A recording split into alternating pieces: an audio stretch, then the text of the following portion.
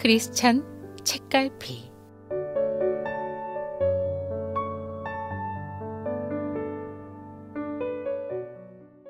마라의 축복.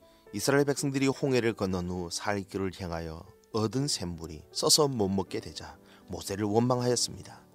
이 문제를 가지고 모세가 여호와 하나님께 부르짖었더니 한 나무를 지시하여 주셨고 그 나무를 물에 던지자 물이 변하여 달게 되었습니다. 그 후에 그들은 하나님의 은혜로 엘림이라는 곳에 이르러 장막을 칩니다.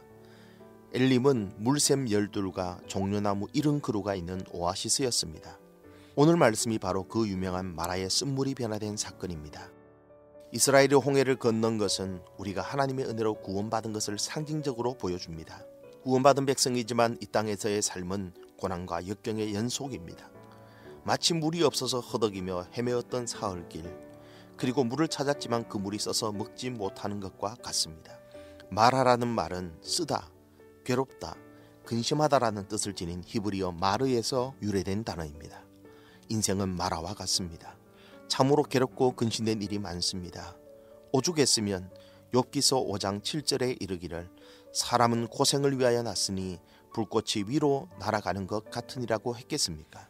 그러나 그 근심이 계속되지는 않습니다.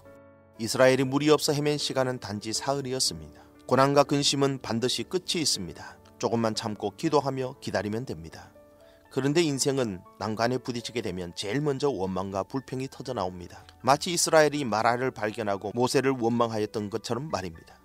홍해를 걷는 것이 결코 작은 일이 아님에도 불구하고 불과 그 일이 사흘 전에 있었는데도 불구하고 이스라엘이 모세에게 원망했습니다. 우리에게 베푸신 하나님의 크신 은혜들이 더 많음에도 불구하고 어려운 일을 만나면 순간 원망부터 터져 나오는 것은 죄성을 지닌 인간의 어쩔 수 없는 나약함을 보여줍니다. 인생의 모든 난관을 헤쳐나갈 해결책은 결코 인간에게 있지 않습니다.